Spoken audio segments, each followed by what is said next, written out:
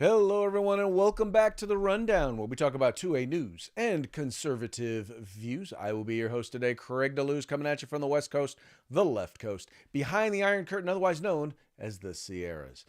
Very, very happy to be with you today on this, by the way, very fine Taco Tuesday. It's raining tacos from out of the sky. Tacos, no need to ask why. Just open your mouth and close your eyes. It's raining tacos. It's raining tacos out in the street. Tacos, all you can eat. Lettuce and shells, cheese and meat. It's raining tacos. Yum, yum, yum, yum, yummity yum. It's like a treat. Oh, yes. We very much appreciate and love Taco Tuesday here on The Rundown. We very much appreciate you having you here with us today. Folks, however you're watching the program, please make it a point to go ahead and comment. Make it a point to like and share the program with your friends. Let your friends know this is the place where conversation is taking place every Monday through Friday, 3 p.m. Pacific, 6 p.m. Eastern. Tons of places where you can watch us live, whether it be on Facebook, whether it be on YouTube, whether it be on Twitter, Rumble, OpsLens, however you're watching us, folks, make sure you chime in. Let us know what you think. This is kind of an interactive show. At least we like it to be an interactive show when you folks have an opportunity to chime in. What else we like you guys to do is to take some time and to visit our sponsors. That's right, our sponsors. This show is brought to you by a number of different folks, including Hitman Industries. You can find them at hitmanindustries.net. If you've purchased an AR in the last few years, chances are you already have one of their barrels. So why not do a new build? Why not rebarrel your current rifle? Whatever you decide to do, go to hitmanindustries.net and find exactly what you need in order to get that taken care of. Also, please remember California Republican Assembly, referred to as the conscience of the Republican Party by former President Ronald Reagan, helping to elect conservatives to office from school board all the way up to President of the United States. Visit them at cragop.org and become a part of California's future today. Then we have Hog holsters. If you're looking for a concealed carry holster, if you're looking for a tactical holster, this is the place to go. You will not do any better. Trust me. All you got to do is go to hogholsters.com. And one of the reasons why you're not going to do better is because you're going to get a discount. All you got to do is use the discount code THERUNDOWN, just like it is right there. You see it right there? All caps, no spaces, right? Use the rundown and get yourself a discount right there at Hog Holsters. And then finally, if you're looking for outdoor gear, you're looking for hunting gear, you're looking for all-weather type gear, whether you're looking for, boots, looking for backpacks, looking for sunglasses, whatever it may be, you can find it right there at uscombatgear.com. Veteran-owned and operated. They operate in integrity. They have great prices and fast shipping. Check them out today, uscombatgear.com. All right. Today's first topic, House Committee in New York. I got to tell you, this was one that I was looking forward to. I was looking forward to watching it because for a few reasons. Number one, I think it's important that we start to expose a few things. I was looking at some polling data, and what this polling data showed was that while Americans, for many Americans, in particular Democrats, crime is a big issue. Many voters, Democrat voters, Republican voters, see crime as a major issue, in particular in their community. In fact, one part of the poll actually showed 73% of black women and 58% of black men said that it was a big problem. But there was a disconnect, and the disconnect was that they didn't tie the idea of the people that they were electing to office and the policies that those elected officials were implementing. They didn't see the tie-in to public safety, right? And that's what this is in fact doing. It's targeting, in particular, a community. It's targeting both a community as well as an elected official who has a distinct set of policies. Alvin Bragg, the Attorney General, or not the Attorney General, the District Attorney there in Manhattan, has decided that he is going to take a very different approach to criminal justice. He calls it criminal justice reform. But his idea of criminal justice reform is not prosecuting criminals, not putting them in jail, but in fact choosing to go after politicians that he doesn't like. And so the whole point of this committee hearing was this office there in Manhattan gets a lot of money. That's right. They get a lot of money from the from the feds. And all they do there is saying, look, okay, how is this money being spent in order to protect the people of New York? Well, while you have all of while you have both crime victims and people who advocate on behalf of crime victims, you have people there who are lobbying, who were talking about the increase in violent crime, of hate crimes in particular against Jewish and Asian Americans. You had people who had personal experiences, things that they had to deal with, and all the other side, all the Democrats could do was talk about Donald Trump. All they could do was badmouth the committee folks for being there because, well, this is a quote unquote political stunt, and their whole goal is to defend Donald Trump. But listen to what one. Or actually, I'll give you. It's a little long, but I want you to hear what a couple of the folks had to say to the Democrats on the committee. Further comments you'd like to have? We hear all the talk about the former president from the other side, but this is not a political hearing, despite claims from the other side, and I give you the floor. The only people I hear talking about politics or President Trump is from the other side. I don't hear no one, I don't hear any of these victims, I don't hear anyone else talking about President Trump except from the people from the other side. From the other side of where? The other side of the moon, the other side of the world, the other side. Whatever that is. Let me tell you something. Victims can care less about anyone's political ideology or party. Neither do criminals. They don't go up to a person and ask them if they're a Democrat or a Republican before they bust them in the head, okay? Or before they push them in front of a train. Or before they stab them to death. These are real life people that we're dealing with. We pay you guys. Our tax dollars pay you. You work for us. We do not work for you. Committee will be in order. Committee will be in order.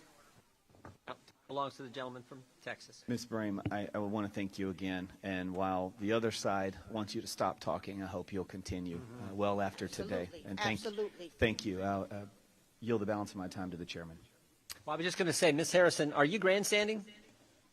No, and it seems like, as Madeline mentioned, the other side is here on taxpayer dollars. The least that they could do is listen to our side of it, ask us questions. They've brought witnesses in to counter our horrific stories for their agenda. All they want to do is talk about gun legislation. Well, you can have all the gun legislation on the books, but if it's not enforced, which is what Alvin Bragg is doing, then it's not going to matter and people are going to die. And that's why we're here. And I appreciate your oversight because we do need help. And if they continue to ignore it, people are going to continue to die. Is this committee victimizing you, Ms. Brame, as Democrats said?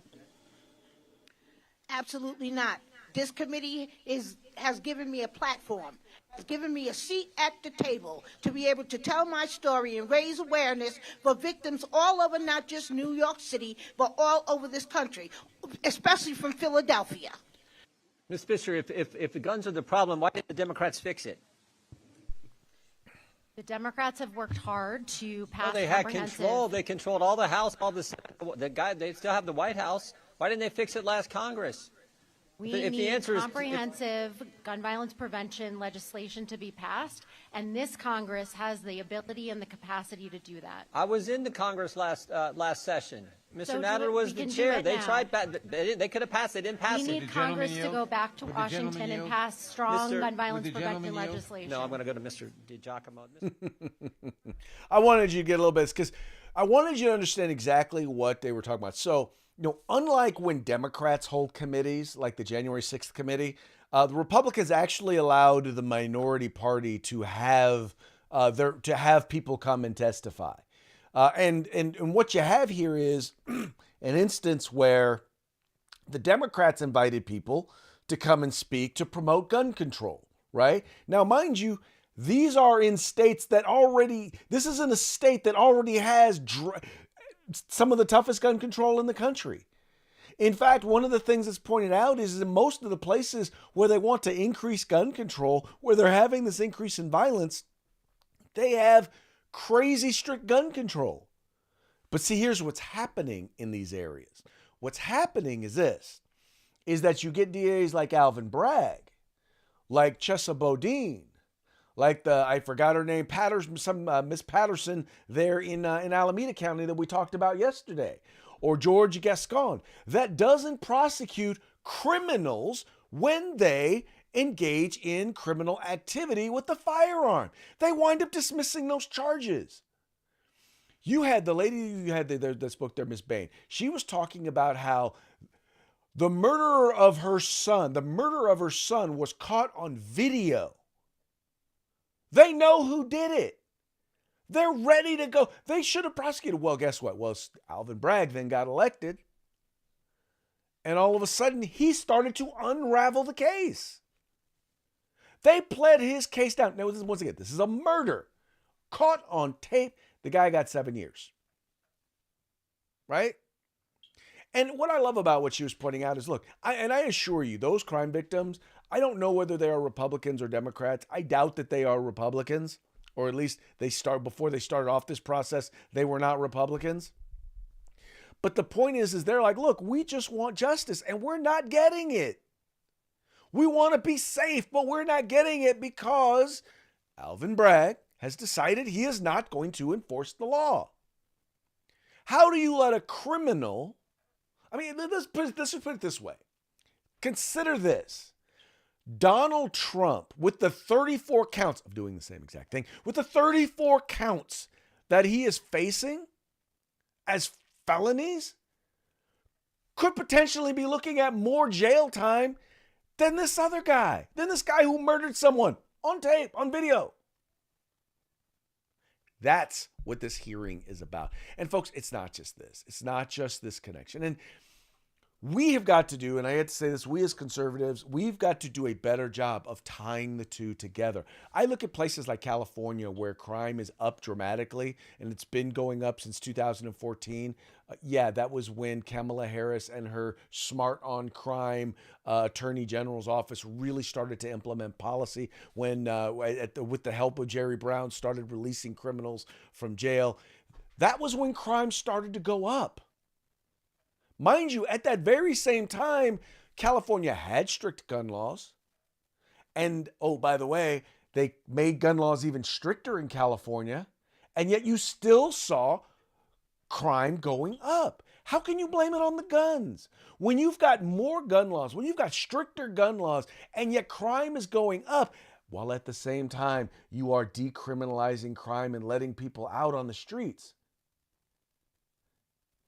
How do you not make that connection? I don't understand how people do not make that connection.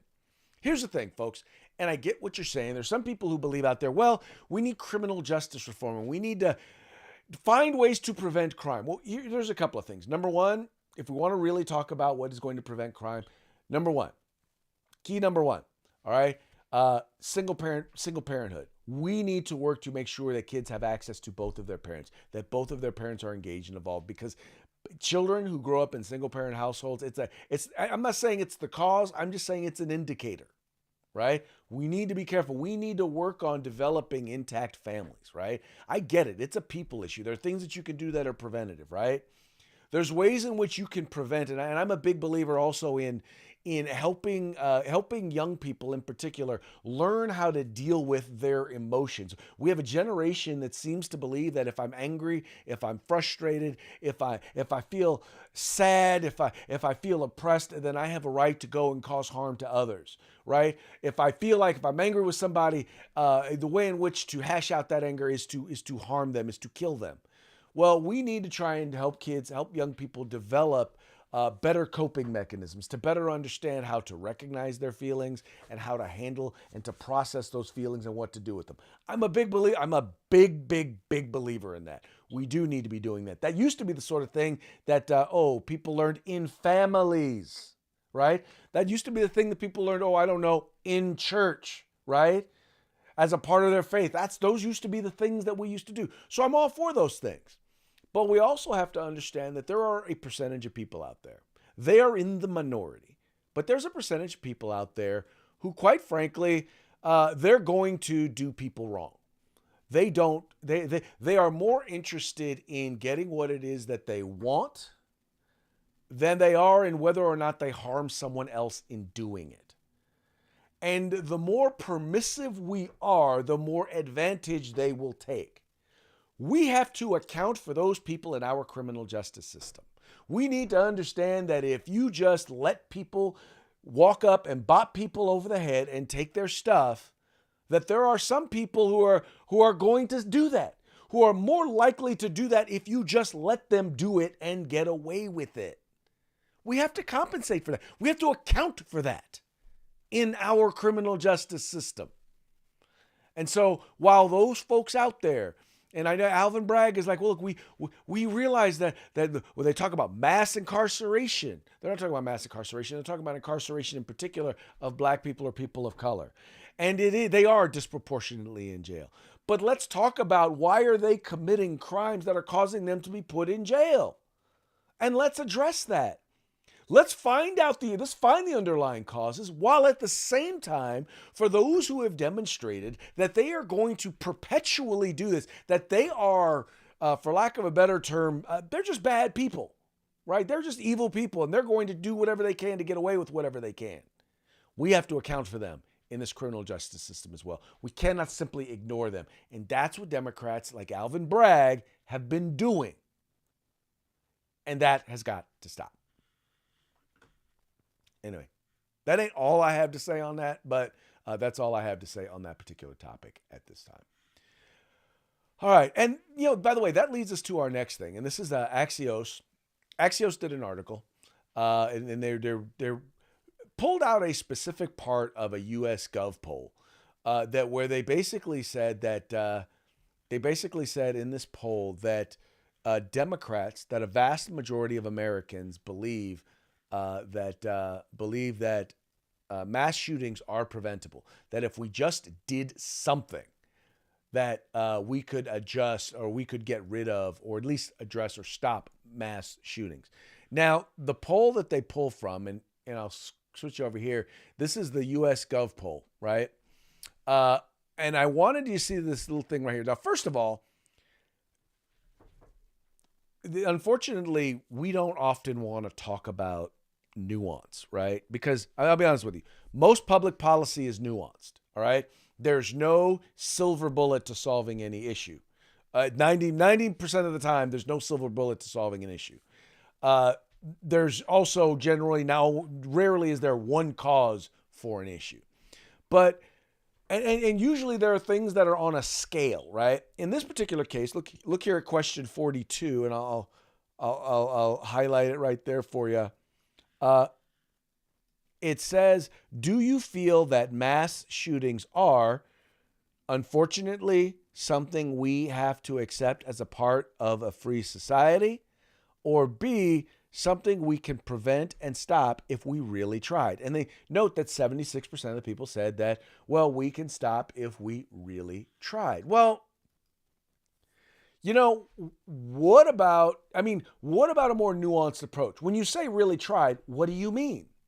What does that really try mean? Right? And then they go into a ban on AR-15s. Well, you know what? Most mass shootings are not conducted with AR-15s. So I don't understand I don't understand why you asked the question, unless your goal is to insinuate that AR-15s are the problem. But they're not. The most commonly used firearm in a mass shooting is a handgun. Semi-automatic handgun. I'm sorry. I don't know why you want to ban a rifle that's not. why you want to, as a way in which to address mass shootings, is to eliminate a firearm or ban a firearm that largely is not used in mass shootings. Now, the media reports that. They report, the mass shooting, it's AR-15 style, right? Assault weapon style firearm. But they're generally not used in these instances. And I know people out there right now on the left are thinking, yeah, they are. Look, just go look at the data, look at the statistics. By the way, for a decade, I have been dealing with these numbers, these statistics, and this data, and I can tell you, no, they are not. Period. You disagree with me? Put the proof in the comments. Put the proof in the comments. So include a link. Don't just tell me. Include a link, and we'll talk about that. It says here, go a little further here. From what you've seen of their policies on guns, do you think the Democrat Party's approach to gun policy? Do you think the Democrat Party's approach on gun policy generally make people safer from gun violence? 37%. Put people more at risk from gun violence? 38%. Don't have an impact? 25%. So in other words, the question is, and by the way, the Democrat policies are confiscate people's guns, make it harder for people to get guns, make it so that law-abiding citizens can't get guns, while at the same time, let's let criminals out of jail. And once again, this is only relating to gun policy, right? But if you look at that, what is that? That is 63%. 2/3 of the people polled said basically Democrat policies either aren't having any impact or are making things worse. Are you concerned about the possibility of gun violence in your child's school? Now, this was an interesting one. 38%, yes, very concerned. 39%, somewhat concerned. And really, people who are not concerned at all is about 22%. Now, folks, I need you to understand something. The rarity, overwhelmingly, violence involving firearms does not happen on school campuses. I get that the high-profile instances that we see on TV all the time, but it is in the grand scheme of things, it is very, very few. I mean, we're talking almost none. I won't say none. No, that's not right. I'm not even going to say that because any is too many. But of all the things that we need to be concerned about, that we need to be working and addressing, the point that I'm making to you here is it's the overall amongst the number of violence involving firearms, it's a very, very small amount. But this is the nuance that the other side doesn't want you to see. This is the nuance that the other side doesn't want you to hear about because it ruins their narrative. Folks, how do you think that while 2/3 of people agree that Democrat policies don't work, they still want to implement Democrat policies? I don't get it. I honestly don't get it. But then again, that just kind of to show you how frenetic the electorate can be. And it can be. Unfortunately, we're not a society now that encourages dialogue and debate in an intellectual manner where we can actually have conversations, where we can actually look at information and data, where we can be intellectually honest about it. Because I think if we are intellectually honest about it, we will recognize that firearms are not the problem because they have always been a part of the American lexicon. And I think we'll realize that, dealing with things that are impacting the social and emotional health of our children, of young people, that's one thing that we need to deal with. The other thing that we need to deal with is we sincerely need to account for those who are of a criminal mind, who have decided that they are going to do harm to others if they are allowed to. We have to account for them in our criminal justice system. All right, moving right along. Now, this was one, I don't want to spend a whole lot of time on this, but this was one that I really felt needed correction. So there was an article in the AP today, and it was talking about the governor of Montana. And here's what specifically the article was saying. It says, Montana governor supports transgender minor healthcare ban. Now, if you hear that, you're thinking, well, so wait a minute. So just because a child happens to be or identify as transgender, we're going to deny them health care. We are not going to give them health care that they need to sustain their lives and their health. That's what they make this out to be. But folks, that's not what we're talking about here. And that's where, if you look at everywhere, they either say there's two ways in which the mainstream media approaches these stories. They either say you're denying health care to trans children, or you say you are denying rights to trans people. Now, let me approach. What we're talking about here overwhelmingly in most of these cases, most of these laws, number one, we're talking about minors. We're talking about those under the age of 18. These are people who are neither criminally nor civilly liable as adults, right? We're talking about individuals who, in some cases, like for example in California, if you are under the age of 18, you can't go to a tanning salon even with your parents' permission. You cannot get a tattoo, or you cannot get your nose pierced. You can somehow, for some reason, go get an abortion under the age of 18 in the state of California without your parents even knowing about it. In fact, in some schools, they'll even take you to the abortion clinic. Once again, a highly medical, life-changing medical procedure. But what we're talking about here is not allowing potentially life-altering, physically altering medical procedures and medications to be given to minors. That's what we're talking about.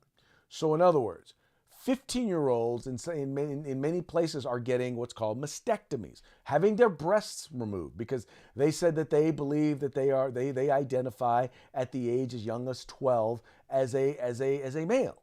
So they're having their breasts removed, right? And being given testosterone and other drugs in order to make them more masculine. On the converse side, you also have young males who identify as females, who identify as girls or women, who are in some cases being given a chemical that will, they call them hormone blockers, but from what I understand, and I'm not a medical doctor, but I understand that some of the medications that they're giving are the same medications that they give to sexual predators in order to keep them from being able to engage in the behavior that we all know they shouldn't be engaging in. The term for the longest time that was used was called chemical castration. So what we're talking about is chemically castrating young boys who identify, once again, under the age of 18, as females, as women. Now, if you're too young to decide if you want a permanent tattoo, don't you think we ought? Oh, by the way, in some cases they're actually also doing the actual castration, the removal of the penis. I believe that's a rarity. But I will say that we have no idea what the chemical castration is doing. We don't know what the long-term side effects are. In many cases, if it's stopping puberty, you could be talking about, in some cases, they've been talking about it causing sterility. So if these young men who are identifying as women decide that they want to have children in the future, they may not be able to produce the stuff necessary in order to be able to produce a child. It may stunt their growth. They may be permanently, it may permanently alter their physiology, is my point here. We don't know what the long-term effects are, but we have heard instances of it being very, very bad. We don't know, and yet we're experimenting on children. That's what this is about. This has never happened in history, in society, and we're experimenting medically on children. And in the state of California, they want to remove the right of parents to be able to stand up and say no. If my 13-year-old child went to a doctor and said, I believe that I identify as a person with only one arm, and they went to a doctor and said they wanted to have their arm lopped off, we would allow the parents to step in and say, no, you can't do that. We would. But in this particular case, we're allowing that minor to make permanent decisions about that, decisions that could permanently affect their physiology. So that's what we're talking about here. All right. So if you believe that we should protect children from life-altering, permanent physical changes, permanent changes being made by children without their parents being able to have any knowledge about it, then that's what we're talking about here. We're not talking about trans children not getting health care. That's not what we're talking about at all. And just in case you're wondering, one of the reasons why they say it's life-saving is because they talk about, well, if you don't give it to them, then they're going to turn around and they're going to commit suicide. I mean, imagine doing that. Imagine lording that over parents, saying they're going to commit suicide, even though the data shows that there is absolutely no reduction in the risk of suicide for those who transition or who do not transition. There's absolutely no distinct difference. At least, once again, I'm more than willing to admit that if there is, put the data in the links. Put a link to the data. If you have data to the contrary, put it in the comment section here in this particular for this particular program. All right, moving right along. Okay, this was just a fun one to share. Democrats, well, let's just put it this way. They Democrats with the whole Bud Light thing, they're really trying to work to stand up and support trans rights.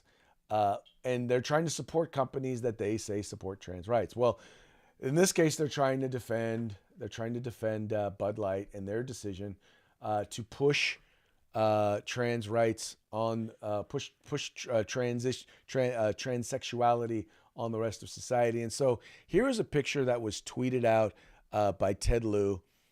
These are all Democrats. I know all, but they're all California Democrats except I think one. But what's funny about this is, that's Betty. Is that Betty Yee? Anyway, so they're drinking Bud Light, and you notice how awkwardly they're holding the bottles. It's like these are not people who probably drink beer in general on normal, let alone Bud Light. But it's funny how uncomfortable they look holding the beer cans. Not saying, just saying. I thought y'all would find that one humorous. Probably could have used it as a parting shot, but hey, I figured once again I would share it. And by the way, folks, just so you know, the real issue here isn't that I think most people are, most people don't care. You're a grown adult. You decide you want to, you're a man who identifies as a woman or a woman who identifies as a man. You know what? Go live your life. You do you. You do. I have trans friends. I'm like, you do you. And I like them. I hang out with them. I just want you to know, fine, you do you. And that's what I tell them. You do you. Right? But what people have with the whole Bud Light thing is this attempt to, and it's not just Bud Light. Sadly, I think Bud Light was just the straw that broke the camel's back. Because you could not think of a product that is more, let's see, what's the word I'm looking for? More the opposite of the trans community than you could find. And it was just one of those things where it's like, look, we're just tired of you forcing it on us wherever we go. You want to force us to accept it, and not just accept it. And that's the point. Celebrate it. I've accepted it. You're an adult. You live your life. I'm not going to let you do it to kids, right? But you're an adult. You live your life the way you want to live your life. You have the right and the freedom to do that. But I also have, I have a right to not have it forced upon me, right? I do. I have a right to not have the celebration of it forced upon me. How about that? Right? Right. Okay. Speaking of that, we're now into our parting shots, and I'll take it. And this one is, this kind of goes along with the last one that I just showed you. So here you have, I don't know what Will Smith is sitting here drinking, but it says leftists drinking Bud Light to try and piss off right-wingers. And folks, that is exactly what we have going on here. right? That's exactly what we have going on here.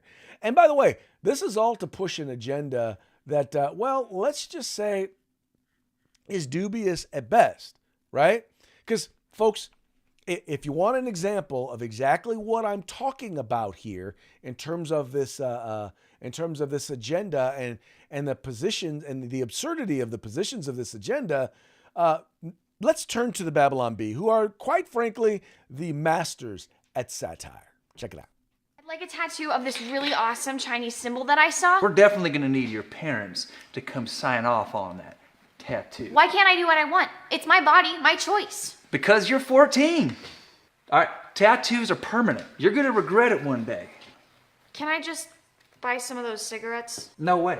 Smoking is so bad for you. How about a beer? No. A vape pen? No. A lighter? Not in this state. Can I rent a car? Sorry. Bottle of cough syrup? What are you, drunk? Fireworks? You might blow yourself up. That Ruger GP100 and a box of 38 Special? You might shoot your eye out. Can I just, I don't know, like get an irreversible gender surgery? No problem. We'll get started right away. Oh, cool. I don't need my parents' permission. Of course not. What if they're non-affirming?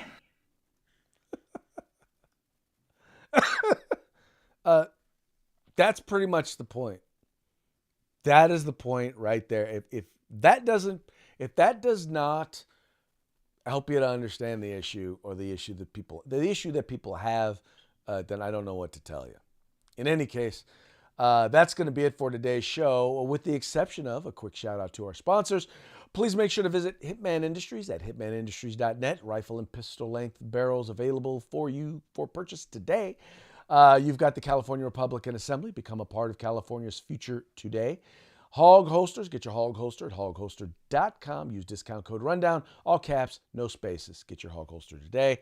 And finally, whether you're looking for outdoor gear, tactical gear, whatever sort of gear you are looking for, you will find it at uscombatgear.com. All right, folks. Well, that's going to be it for today. We will be back tomorrow. Oh, wait. You know what? I almost forgot. I got one more thing I got to share with you. This is a Taco Tuesday special parting shot, and I almost forgot to share it with you. I wish Mike was here to join us, but to enjoy it, but I sent this to Mike.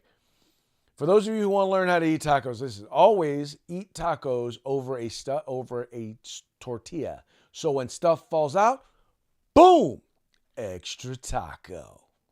All right, so that's some Taco Day wisdom, some Taco Tuesday wisdom for you today. Anyway, folks, once again, thank you so much for tuning in. We appreciate you liking and sharing the program, and encourage your friends to do the same. We'll see you tomorrow on Hump Day. Hasta mañana.